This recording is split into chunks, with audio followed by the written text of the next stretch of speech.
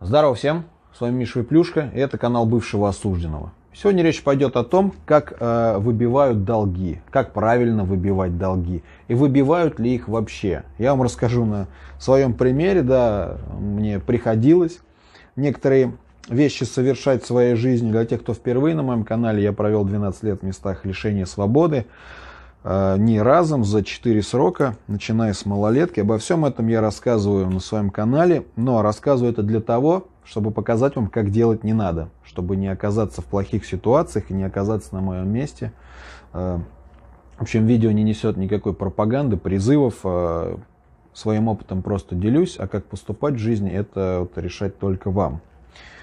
Итак, давайте разберем природу вообще вот этих вот вещей, когда люди дают непонятно зачем другим людям в долг, а потом как-то пытаются это деньги свои вернуть. В принципе, можно было бы, знаете, как ролик этот провести, сказать, как правильно выбивать долги. Просто не давать в долг, и все, и будет вам счастье. Но, к сожалению или к счастью, иногда приходится и самим обращаться к кому-то, и к нам, когда обращаются, и собственно, для этого нужны друзья, нужны нормальные человеческие отношения, чтобы друг друга выручать. Но зачастую бывает так, что, в общем, недобросовестные люди берут деньги, а потом их не возвращают. И вот как в этой ситуации быть? Кстати, хочу вам сказать, что канал основан на реальных событиях. Все, что я вам сегодня расскажу, в общем, идея записать ролик на эту тему возникла у меня после того, как несколько раз мне люди написали подобные истории, что у них случилось то-то, то-то, в такую ситуацию они попали, как им быть, как им забрать свой долг. Давайте начинать, уже подошли мы потихонечку. Короче, в общем, раньше, когда вот в начале нулевых я был молод, скажем так, и занимался незаконной деятельностью, чем, кстати, не горжусь и никому не желаю своей участи. В общем, не жизнь была такая, да, как в фильме, не мы такие, жизнь была такая, короче. Кто интересуется моей биографией, в общем, смотрите плейлист «Гопник аудиокнига», там все по порядку рассказано. В общем, была такая тема, как скупать долги. Как сейчас, например, делают коллекторы, да, до этого это придумали гопники еще, да. В общем, была такая канитель, что если кто-то кому-то что-то должен, и не может, и тот человек не может свой долг забрать, ему не отдают, его там, он физически не вывезет, пойдет там, качать, да, ему пизды еще дадут до кучи. Кстати, вам расскажу, как делать не надо по итогу-то, чтобы вы еще и крайними не оказались, блядь, в этой ситуации, потому как бывает и такое, что ты за свое еще и пострадаешь. В общем, ко мне, там, еще там, каким-то пацанам на районе, таким деловым, скажем так, обращались некоторые товарищи и говорили, вот я дал человеку взаймы, там, неважно, тогда раньше бывало такое, что и вещь какую-нибудь дадут, там, приставку, и чел ее там не возвращает, плеер, там, еще что-то. Вот он, приходит, к примеру, ко мне и говорит, там, Серег, забери его, да, там, этот долг, там. Ну и там по итогу, там, знаете, даже как получается, там даже, не 50 на 50 поделим, а ему, чтобы хотя бы 30% досталось, да, тот, кто вот ему в долг давал, его как накажи, там, дай ему там пиздюлей. Вот. Ему хоть что-то, хоть вот со злости наказать человека и хоть какую-то копейку свою получить. И я, в принципе, был всегда рад этому. Ко мне обращались, я приходил, да, начинал там вот эту хуйню качать. Находились, правда, такие дерзкие товарищи, которые говорили, а ты вообще какое имеешь к этому отношение, я у тебя ничего не брал. Но в те времена я не особо любил разговаривать, я приветствовал язык рук в то время. Вот, поэтому часто пизделки были, в общем, очень много уличных драк. И в основном люди это знали. И если там раз кто-то задал этот вопрос, он там, не знаю, опиздюливался, да, начиналась драка, и мне, естественно, прилетало, бывало всякое, но люди, зная, что человек после определенных слов, полезет с кулаками, большинство, скажем так, в 99 из 100 случаев такие вопросы не задавали. Практиковалось это на более высоком уровне, когда какие-то коммерсы кому-то были должны денег. долги так продавались бандитам, в общем, эту всю тему я тоже как бы знаю. Короче, бандиты приходили, выбивали этот долг, и бывало частенько такое, что долг, короче, по итогу просто отходил бандитам, а они потерпевшему, скажем так, ничего не платили, но зато там наказывали жестко того человека, который хотел этого как бы кинуть. Кстати, в зоне практикуется тоже в местах не столь отдаленных такая канитель, когда человек что-то кому-то должен, да, вот есть два зэка. Один другому что-то не проиграл, вот если в карты проиграл, это другая канитель, мы про нее не будем говорить. Один у другого, например, взял денег в долг и не отдает. Там такая очень сложная, вот взять опять эти дурацкие понятия, которые там присутствуют. По вот этим понятиям ты не можешь ему сказать, там, допустим, там, к примеру, один другому торчит 1000 рублей, да, он ему там брал, там сказал, я тебе через неделю отдам, да, прошла неделя, он не отдает, еще неделю он ебет мозги, а второй человек, как бы это не казалось, блядь, невозможным, не может ему подойти и сказать, слышь, если через 3 дня ты мне не отдашь, я тебе ебало разобью, да? Хотя вы думаете, что там сидят, блядь, все крутые, все блатные. Нет.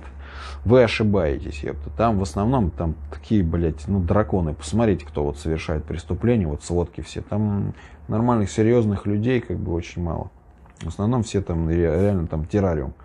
В общем, он не может ему так подойти, сказать, во-первых, потому как там ебало не бьют, вот так вот без разрешения надо пойти у вышестоящих товарищей как бы спросить разрешение. Во-вторых, как бы нельзя устанавливать сроки никому на долг. Нельзя. То есть не может человек сказать, чтобы ты мне вот тогда-то отдал. Вот нет, вот есть такое правило, что не имеет права никто устанавливать сроки. Но это это мой опыт. А сейчас мы поговорим о том, вопросах, которые вот мне задают мои подписчики, мои зрители. Обсудим эти ситуации, какие вопросы, ну, советы я им даю по этим вопросам. И эти советы пригодятся вам, если вы тоже как бы попали в такую ситуацию. Но перед, так сказать, второй частью этого ролика небольшая реклама, ребят. Скоро Новый год. Подарки мужские. Не могу о них не рассказать. Друзья, если вы любите настольные игры, у нас есть замечательные нарды, шахматы, шашки, все ручной работы, в полном комплекте, все очень здорово, классно сделано. Есть разные вариации со всеми футбольными командами, охотничьей тематики, вот с гербом, шахматы, фигуры тоже резные, все классно, здорово сделано, шкатулки ручной работы. Вот такие вот клевые четки в машину, тоже очень много вариантов есть интересных. Ребят, если кому нравится, кому-то хочется себе или в подарок, пишите в соцсети, ссылки, как всегда, будут в описании. Итак, мы продолжаем. Как и сказал, на вот эти вот вещи все ссылки в соцсетях.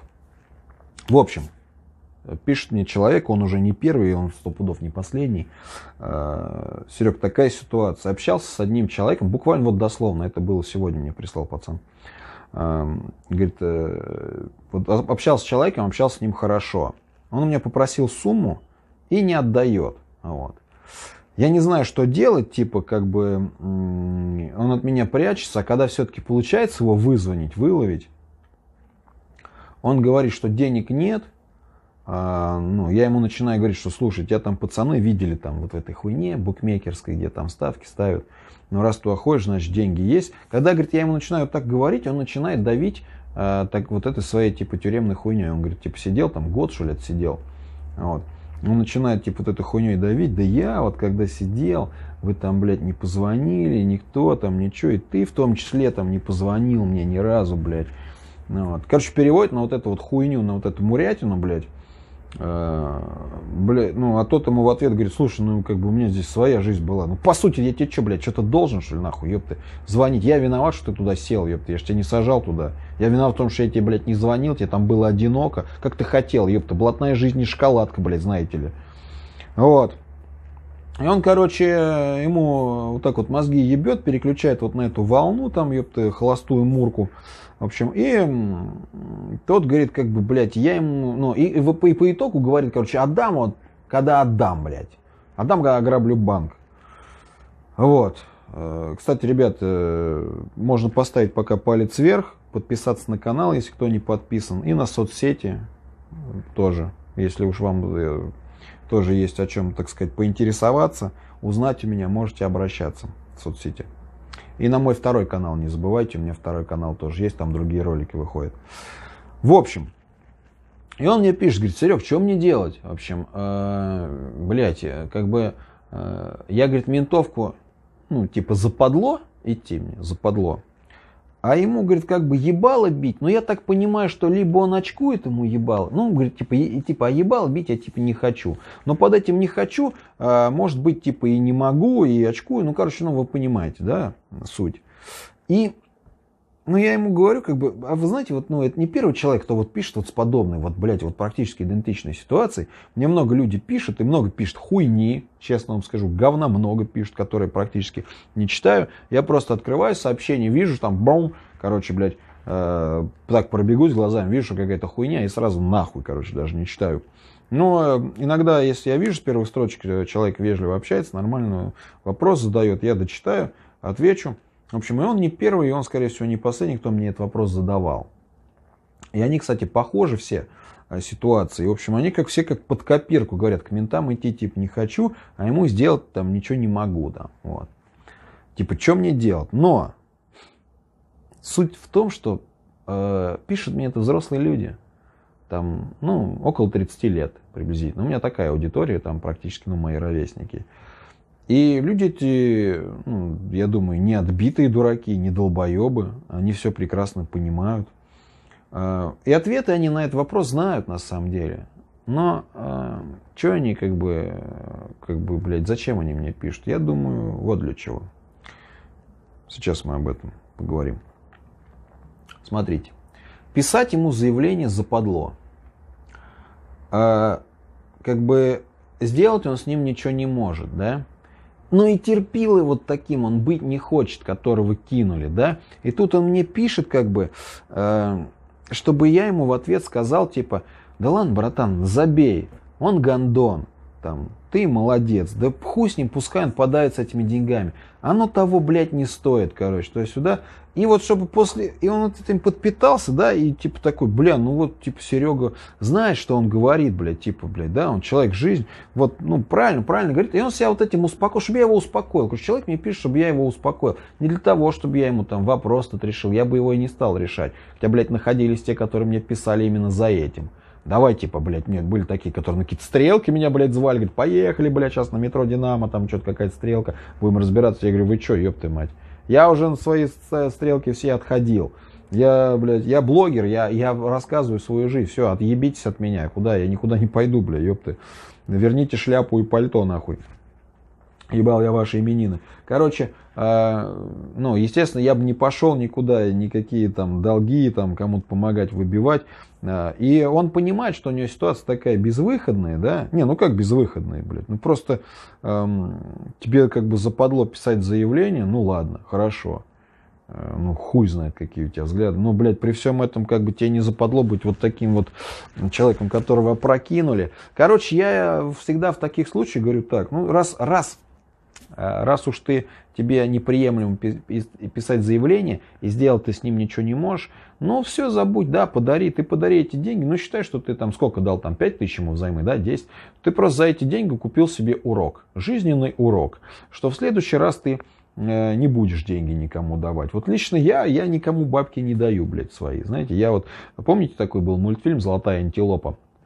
И там мальчик, короче, принес там деньги, блядь, султану, там, короче, потом они как-то упали к нему в сундук, и он ему говорит, типа, отдай мне мои деньги, типа, султан. А султан говорит, а как я тебе, говорит, их отдам? Они упали в сундук и смешались с моими деньгами, а свои деньги я никому не даю. И вот свои деньги я лично никому не даю. У меня есть, ну как, я не такой гондон, который, знаете, блядь, вот когда мне что-то надо, я кому-то обращаюсь, блядь, а когда ко мне обращаются, я нихуя еврей такой, блядь, знаете, блядь, жид, никому ничего не даю. Нет, и даю. Но знаете как, я даю людям тем, которые прям вот, ну, родники, скажем так, да, сейчас модное слово, родник, с кем я пиздец как в близких, ну, либо родственникам, и всегда даю ту сумму, по поводу которой я не буду переживать, если мне начнут мозги ебать или не отдадут. То есть вот такая, которую как бы я могу себе позволить отдать.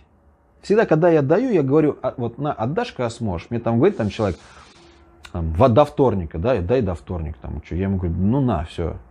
И, ну да, блядь, отдашь во вторник, отдашь, не отдашь, ну хуй с ними, там, как бы, я тебе даю такую сумму, которую могу позволить тебе дать. В общем, ну и мне как бы тоже так дают взаймы. Я практически никогда не беру у людей, которые дали мне до вторника, блядь, да, в среду. В среду дали мне до вторника, блядь, ёпта, и уже в пятницу начинает меня заебывать. А где деньги? Ты помнишь, что ты должен деньги отдать? Только в крайних, пиздец, каких крайних случаях я беру у таких, блядь, людей. Короче, вот такая вот хуйня. Вот я считаю, что вот так вот и надо жить. И я свои бабки никому никогда не давал. Ну, это простая истина, все давным-давно уже знают ее и выдрочили, что хочешь потерять друга, блядь, дай ему в долг. Все, ты станешь хуевым, потому как люди-то берут чужие деньги, блядь, себе, а отдают свои, блядь. А свои отдавать не хочется, блядь. Понимаете аналогию вот этой вот золотой антилопой? Вот в чем хуйня. И начинает голову ебать там. Так в итоге, что мы имеем, ребят? Что мы имеем? Вот подводя итог этого ролика. Как выбивать долги? Если вы попали в такую ситуацию, да, вы можете прийти ему и, конечно, ебало набить, взять друзей, набить ебало. Но абсолютно не значит, что если вам западло писать заявление, что не западло писать ему. Если он сидевший, если он там вам трет за понять, это, блядь, поверьте мне, сейчас вообще ничего не значит. Я видел людей, которые в зоне смотрели за бараками, а на свободе писали заявление за то, что им дали пизды. Ну, потому что они вот такие люди. Там с ним ничего нельзя сделать, потому что он как типа при власти, и они там своей кодлой живут. А на свободе он как бы хуй в говне. Ему дали пизды, и он пошел заявление писать в ментовку. И таких случаев я видел не раз. И как бы, знаете, чем это все может закончиться? Вот эту конкретную ситуацию взять, да, которую мне человек описал. То есть сиделец должен ему денег и грузит вот этой хуйней. Тот в ментовку идти не хочет, но может у него ебнуть, вот он перепьет, да, вот этот пацан, которому должны. Возьмет друзей и скажет, блядь, да пошли ему пизды дадим, сука, что он нахуел, что ли, блядь. Они придут, ему дадут пизды. Как минимум, эта статья называется самоуправство. И я видел, как за нее сидят. Серьезно, я видел, за нее сажают. И там прям вот в обвинительном заключении написано, да, человек пришел забирать свой долг. Но так как они там напиздили человека, вот этому должнику, там, все, блядь, он теперь потерпевший, как бы, а этого закрывают человека. Вот и все, и можно за свои деньги еще остаться, блядь, еще и сесть. Вот в чем хуйня-то. Поэтому, ребят, долги выбивать не надо. Надо решать по закону. Если вам неприемлемо, ну уж извините, тогда просто простите этот долг. Вот и все. Тут всего вот как бы, блядь, вот эти варианты. Смотрите, 3. Первый, ты идешь в полицию и через суд добиваешь. Второй, ты идешь вот именно выбиваешь с друзьями, да, чего делать не надо, чего я не рекомендую. Но там есть угроза того, что как бы тебя посадят, блядь, и последствия будут. И третий вариант, это простить и забыть, да.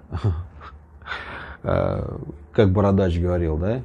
Простить, блядь, отпустить, нахуй, ёпты, понять. Вот. Что вы думаете по этому поводу? Обязательно пишите в комментариях. Если вы, может быть, сталкивались с подобной ситуацией, или, блядь, вы давали в долг, или брали и не отдали. Да? Я, кстати, раньше придерживался такой морали, что долги отдают только трусы. Но мне раньше никто и в долг не давал.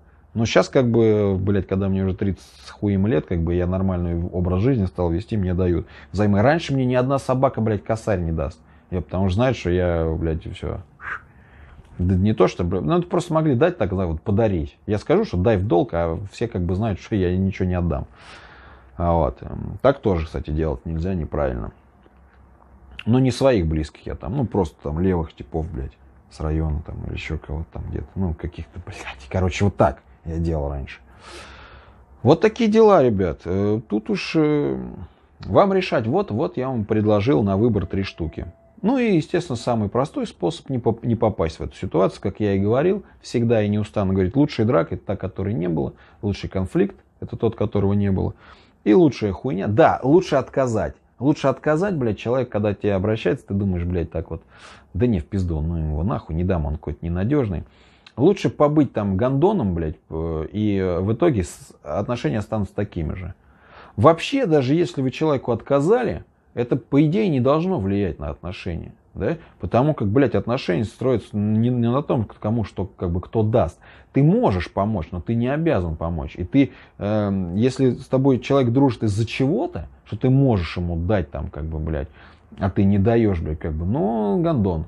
С гондонами нехуй дело иметь. Пускай он обижается, бля, ёб на обиженных воду возит и хуй кладут. Вот такая политика партии, ребят. Кстати, хочу вам сказать, что есть кто не в курсе, есть кто не в курсах. У меня есть телеграм-канал, вот, где я обсуждаю с пацанами, там уже у нас порядка 30 человек, всякие разные моменты, которые не могу озвучить, например, здесь.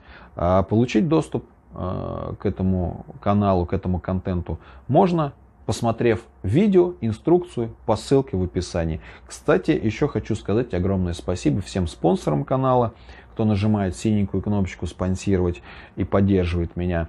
Вы мне очень помогаете, ребят. Кстати, ну, а я вам взамен даю вот бонусы, которые могу. Если кто не знает, нажав кнопочку «Спонсорство», вы получаете авторские значки, которые будут рядом с вами комментариями, либо в чате, когда я провожу эфиры, ранний доступ к контенту, то есть вы раньше, чем все остальные увидите ролики, упоминания в роликах, ну и всякие разные бонусы, там видео с бэкстейджа, короче, там неудавшиеся кадры и так далее.